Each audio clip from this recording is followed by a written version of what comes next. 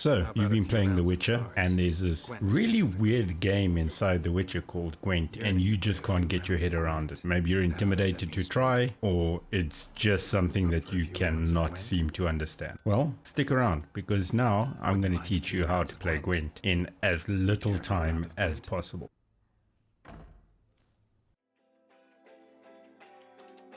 Gwent board is divided into two halves, your half and the opponent's half. This is your leader card. You've got a choice between leaders the further you go into Gwent. However, you'll invariably find one leader that you like and you'll stick to that leader. Leaders also have special abilities. The leader I've got here basically doubles the strength of all my siege units. These are the cards that you've got in your hand at the moment that you can play.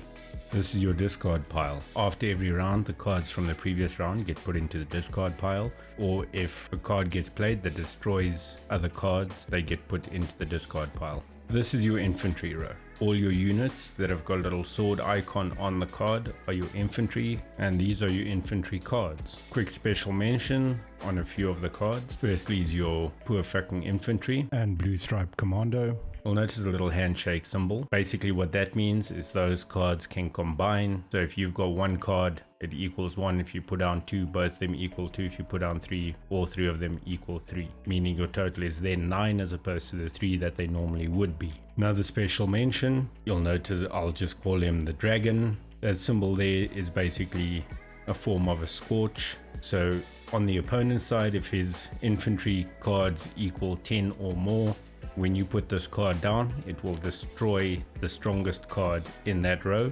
However, it only happens when you place the card down. If you place the card down in the beginning and then his row equals 10 or more, it's not going to destroy any cards. Another special mention is Dandelion. You'll notice that Trumpet. The Trumpet is basically a booster, so he will double all the units in the infantry row when he is played. Now we get onto the Archery, or rather ranged row.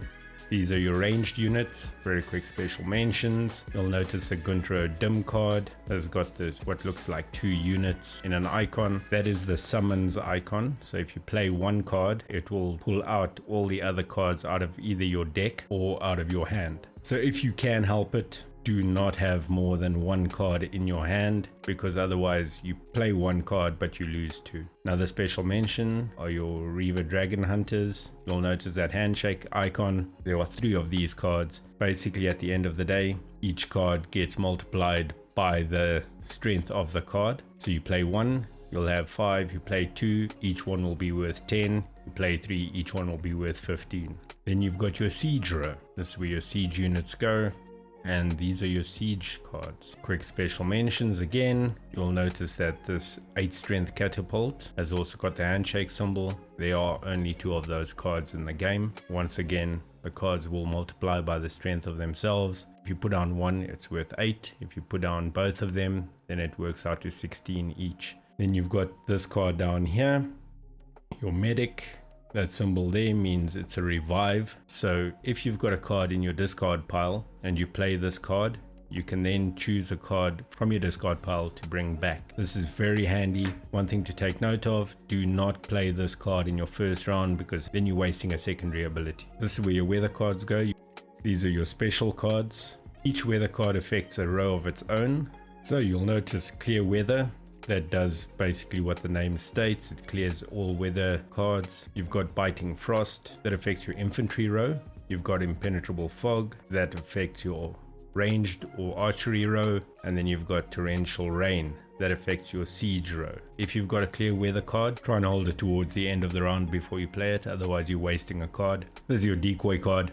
Decoy is extremely handy. If you play a card and you want to carry the card across to the next round because you can't win this round for some reason, then you can chuck down the decoy. It also works fantastically for spies, but we'll get into that. You've got your Commander's Horn, which doubles the strength of all the cards on the row that you place it. Just one thing to take into account, we spoke about Dandelion earlier that does the same thing. If you play Dandelion and you play the Commander's Horn, it will not double all the cards, it'll only double Dandelion. Dandelion, however, will double all the cards. Then you've got Scorch. Scorch basically does what the dragon does, except it does it across the board, including your own cards. So if your card is the highest scoring card on the board and you play this, it will destroy your card. Just take that into account. This is your deck. Before you start the game, you get to choose which cards you want to keep in your deck and which you want to take out. For example, if you play a spy, the cards that result from you playing a spy will come out of the deck, not out of your hand. And as I stated earlier with the Guntro Dim card, if you play one Guntro Dim and you don't have any others in your hand, then they will come out of the deck, depleting that number and not the number of cards you've got in your hand. Oh, these are your spy cards. As you can see, those cards have got strengths as well. However, those will count towards the opposition side. So if you play a spy, you will not play it on your side of the board. It'll play onto the other side of the board. So preferably the lower the score of the spy card, the better. What a spy card does is when you play it, you will draw 2 cards out of your deck that'll then get put into your hand. This is extremely handy and it works really well when played in conjunction with decoys and with medics, because if the opposition plays a spy card, it plays onto your side of the board, and then if you can play a decoy, you pull the card off the board and then you can play it again, or you wait for the end of the round and the next round you play a medic, bring up a spy, chuck it across, and you get 2 cards in your hand. If you've got a spy in your hand, I suggest playing it as early as possible in a round, which will allow you better chances with the cards that get drawn out of your deck.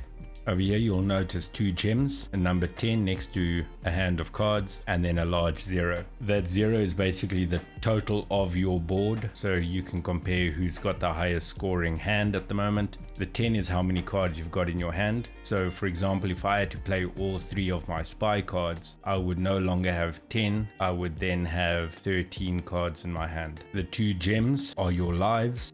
Gwent works as a best out of 3 game. So if you lose the first round, then you have to win the next 2. If you win the first round and lose the second round, you have to win the next round to be able to win. There is absolutely nothing wrong with forfeiting a round if it means that you can draw more cards out of your opponent's hand and then get them in a disadvantage, because at the end of the day, if you've got 9 cards in your hand and they've got 2, you stand a very good chance of winning. And that now brings us on to the hero cards. With your hero cards, they are not affected by weather cards and they're not affected by any cards that would destroy other cards like Scorch or the Dragon, for example.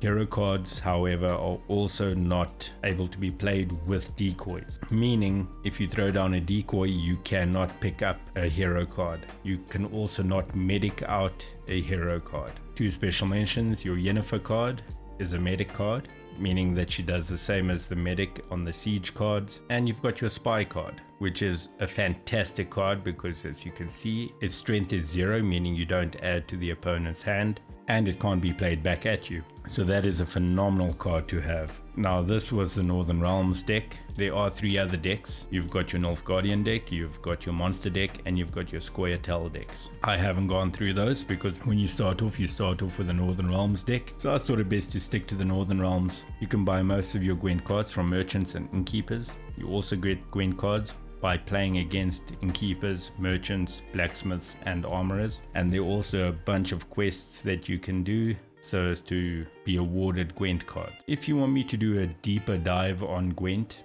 show you how to play the game physically, maybe do a video on telling you where to get all the Gwent cards, then let me know in the comments and I can do a video for you. I've played enough Gwent in my life to know exactly where you get all the cards. Thank you so much for watching. This has been Ragnar, and if you enjoyed this video, hit the like button. Maybe consider subscribing.